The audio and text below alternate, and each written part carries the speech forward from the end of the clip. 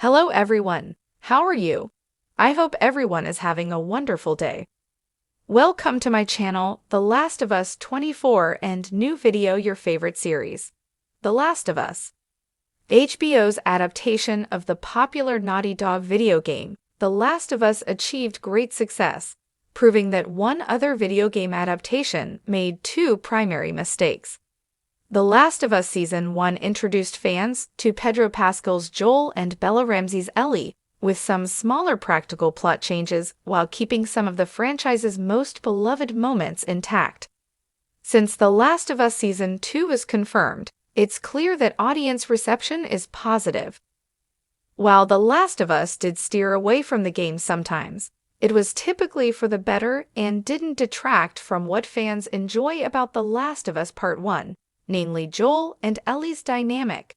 In fact, one of the best The Last of Us episodes was one that leaned into and changed a story arc only suggested in the game, Frank and Bill's love story. Despite The Last of Us acclaim, it doesn't act as blanket confirmation that any and all video game adaptations can work as live-action installments. Interestingly, one other Naughty Dog title supports this. The Uncharted movie didn't have Naughty Dog's creative director, like The Last of Us. The Uncharted movie was by no means a failure. From a financial perspective, Uncharted made a profit and was ranked the sixth highest-grossing movie based on a game, via the numbers. Moreover, fans rated it fairly highly, with its audience score reaching 90% on Rotten Tomatoes. However, from a critical angle, Uncharted wasn't received as well. Combined, these results highlight that the film had merit, but also point to something lacking, potentially the necessary creative direction The Last of Us received.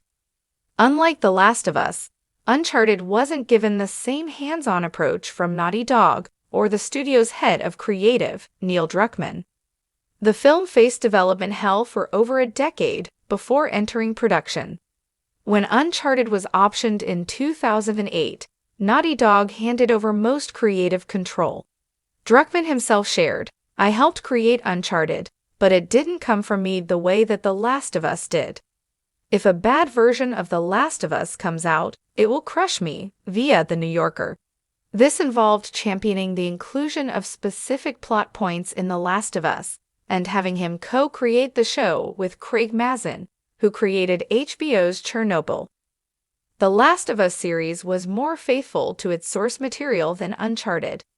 Most likely a product of Naughty Dog's distance on the creative direction for the Uncharted movie, details were starkly different from the games.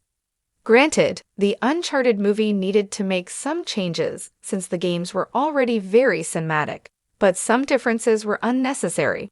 For instance, the Uncharted movie introduced Nathan Drake, Tom Holland, at a younger age never explored in any of the games, and similarly, Victor Sully Sullivan, Mark Wahlberg, was aged down.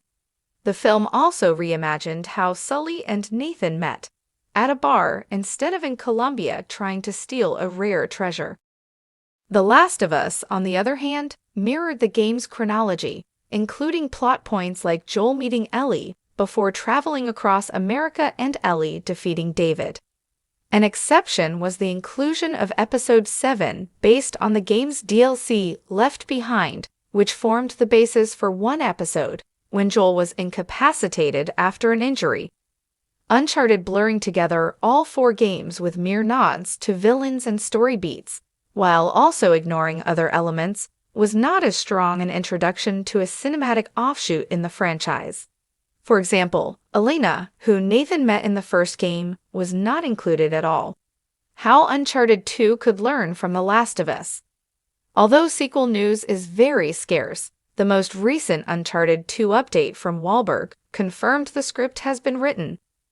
This offers hope for a sequel, but further suggests the Uncharted movie's popularity doesn't compare to The Last of Us, which is already ready to start production on Season 2.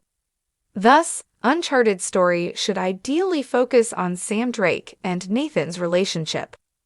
One element the film handled well was setting up their dynamic, using flashback sequences of the brothers when they were kids. This would allow the franchise to draw on the teased glimpse of Sam in Uncharted's post-credit scene and many moments in Uncharted 4, A Thief's End. If development stays slow, it might help the Uncharted sequel improve upon the first film. Using inspiration from Roman's villain arc in the first game, since he was teased in the film's post-credit scene, and delaying production could bring Holland closer to Nathan's age when the game franchise kicked off. Then, including Sam, Elena, and Roman would allow Uncharted 2 to follow the Last of Us balance between creativity and faithfulness, since it would be a fresh way to draw on both the first game and the fourth game. This could potentially help the Uncharted film franchise taste some of the expected longevity of the Last of Us TV adaptation.